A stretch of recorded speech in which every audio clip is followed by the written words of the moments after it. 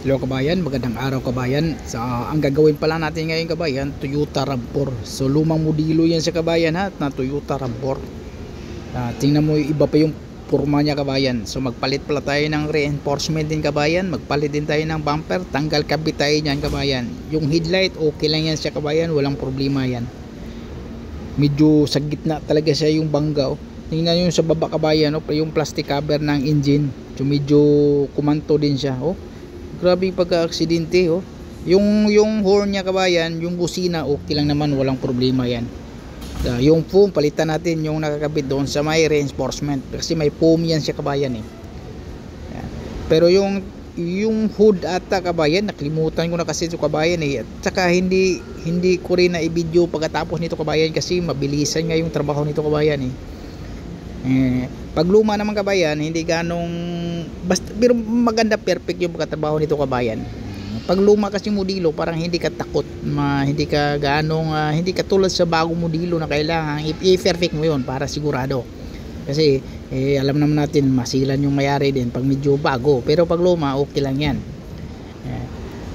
Kasi yung insurance yan, hindi naman ganong kuhan sa insurance din. Kasi minsan yung insurance kabayan, pag yung pinalitan, kailangan palitan mo yan kasi bayad sa insurance yan. Minsan pag hindi mo ikabit tapos i-check ng insurance, delikado yung company natin. So yan ang regulation, rules na kailangan pag yung pinalitan ng insurance, so kailangan ikabit mo yan. Pero minsan pag medyo okay lang naman, katulad sa may repair mo, yung mga bracket na yan, mai-repair mo na maganda naman, so wag mo nang palitan nun, okay na yun, pang ilalim naman pero pag nakita talaga yan, kailangan palitan natin yan. So ganun ang proseso kabayan. So yung kabayan, pinalitan natin ng reinforcement yan kabayan. Katulad niyang reinforcement na yung kabayan, yung bago, so hindi na kailangang pinturahan yan, okay na yan siya kabayan. Itim naman yung kulay din So ang gawin natin yan, pag ikabit natin yan, pag final na ikabit natin, lagyan na yung bumper natin, kailangan natin lagyan ng anti-rust. So anti-rust kabayan, pinaka-importante yan dito.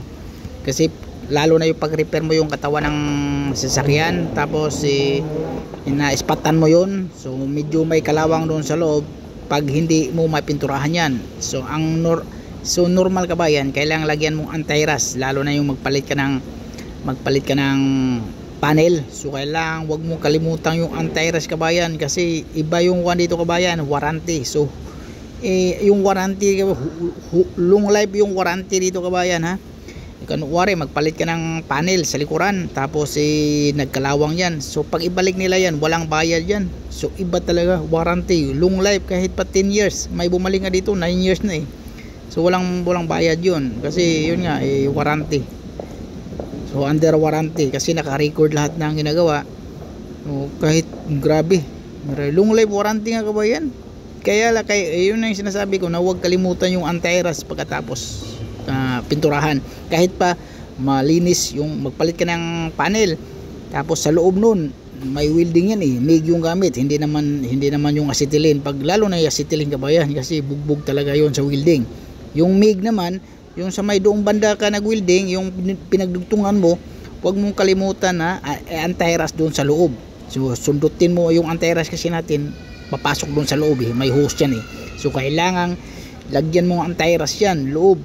Tapos lalo na yung mga pintuan kabayan, magpalit ka na yung pintuan, may bumalik na rin kabayan yung skin lang.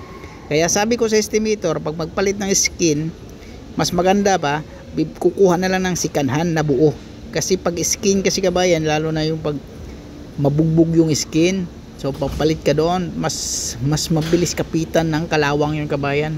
Kaya mas maganda pa sikanhan na lang na buo, yung hindi skin na lang papalitan, para sigurado pa yun.